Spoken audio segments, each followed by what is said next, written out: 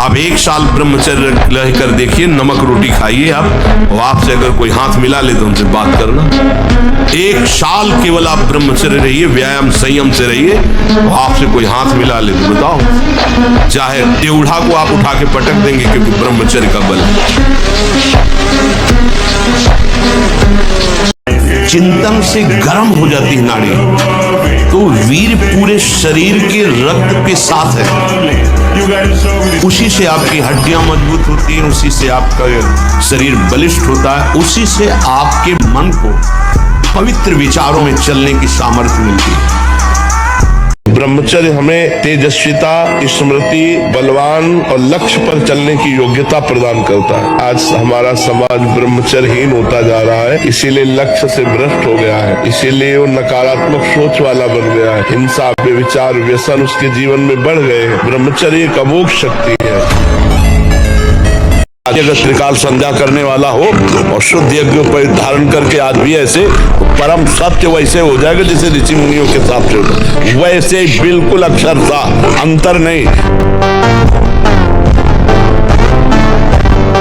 ब्रह्मचारी में जितना होगा बहुत पावरफुल अध्यात्म शक्ति, संकल्प शक्ति, उसकी शक्ति बढ़ती है। हर रोग, हर प्रकृति के वार को सहने की सामर्थ्य ब्रह्मचारी में स्वयं जागृत हो जाती है।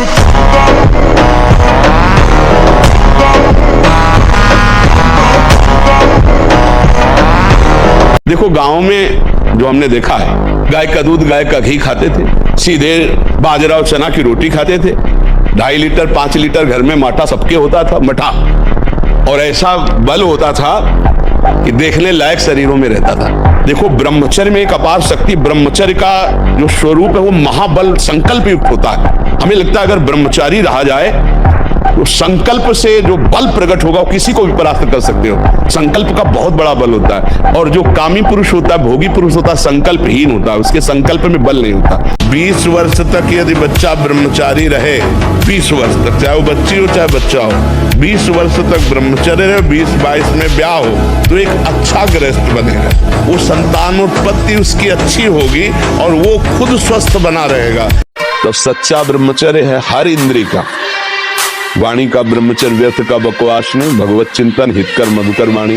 नेत्रेंद्रिय का ब्रह्मचर्य, सब में भगवत भाव देखना, कहीं कोई काम आदि की चेष्टा को न देखना। श्रवणेंद्रिय का भगवत चर्चा सुनना, शास्त्र चर्चा सुनना, व्यर्थ की बातें ना सुनना। ऐसे हर इंद्रिय का ब्रह्मचर्य हो जाएगा तो ब्रह्मचर्य का मतलब ब्रह्म में ही स्थित महापुरुष। 6-6 घंटे पद्मासनों पर बैठे, बिना हिले डुले, भीषण कष्ट हुआ पर उसे शांत, तो सुषुम्ना नाड़ी खुली, वीर ऊर्ध्वगामी। प्राणायाम के द्वारा प्राणों का संयम, शरीर को व्यायाम के द्वारा स्वस्थ, आसनों के द्वारा वश में कर लेना, आहार के द्वारा पवित्र बुद्धि करना, इंद्रिय भोगों का दृश्य, श्रवण, संभोग, इनसे दूर रहना, इंद्रियां पवित्र, तब जाके वीर ऊर्ध्वगामी होता है। उसे कहते हैं अखंड ब्रह्मचारी। एक एक इंद्रिय का जब आप ब्रह्मचर्य संयम करोगे तब आपका वीर संयम होगा। ध्यान रखना, आप नेत्रेंद्रिय से गंदे चित्र देखें, श्रवणेंद्रिय से गंदी बातें सुने, वाणी से गंदी बातें बोले, रसेंद्रिय से गंदा भोजन करें और सोचे ब्रह्मचर्य रह जाएंगे। बिल्कुल नहीं, कदापि नहीं। ब्रह्मचर्य कोई खिलवाड़ नहीं है। बड़े से बड़ा दुख सहने की सामर्थ्य आती है ब्रह्मचर्य में। अगर ब्रह्मचर्य है तो बड़े से बड़े दुख में भी आप अपनी दिनचर्या नहीं रुकेंगे। आपके अंदर पावर रहेगा। खान पान वाला पावर अलग है, वो तो चर्बी बढ़ाएगा। ब्रह्मचर्य अध्यात्म पावर को, ब्रह्मचर्य संकल्प पावर को, ब्रह्मचर्य सर्दी, गर्मी, बरसात, पीड़ा, इनको सहने की सामर्थ्य उसमें आती है। किसी भी देश में न पतिव्रता मिलेगी न यति मिलेगा। ब्रह्मचर्य का कहीं नामो निशान नहीं मिलेगा। ये भारत देश में ही मिलेगा। यहाँ ब्रह्मचारी मिलेंगे, यहाँ सती मिलेंगे, यहाँ प्राणपण से धर्म का पालन करने वाले मिलेंगे। अब हमारी जो नई पीढ़ी है वो आधुनिकता को स्वीकार कर रही है। गर्लफ्रेंड, बॉयफ्रेंड, कौन सा रिलेशन है, लिव इन रिलेशन, ये हमारे कहीं किसी भी धर्म ग्रंथ में लिखा हो तो आप बता दीजिए। यदि आप शांति देना चाहते हो अपने मन को, आनंद देना चाहते हो, प्रसन्नता पाना चाहते हो, तो आप वस्तु, व्यक्ति, स्थान के संबंध से रहित कर दो अपने मन को। एकमात्र प्रभु के चरणारविंद में आप अपने मन को लगा दो। फिर आप देखिए आपका मन सदैव प्रसन्न रहेगा। किसी भी वस्तु व्यक्ति स्थान से राग न रह जाना ये वैरागी का लक्षण है। समस्त वस्तु व्यक्ति स्थान में एकमात्र सच्चिदानंद आराध्य देव को देखना यह अनुरागी का लक्षण है।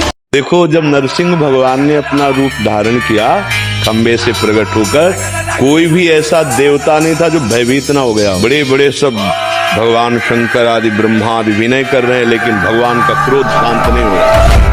पटक पटक कर मार डाला, फाड़ डाला हिरण्यकश्यप ने, मेरे भक्त को सताया। लेकिन जब देखा भगवान शंकर ब्रह्मादि ने कि इस समय रोष शांत नहीं हो, तो कहा प्रहलाद जी से, बेटा तुम जाओ, तुम जब समझाओगे तो इस समय हरि शांत हो जाए। तो प्रहलाद जी डरे थोड़ी हैं, दौड़ कर गए और गोद में चढ़ गए, मेरे प्रभु लाल।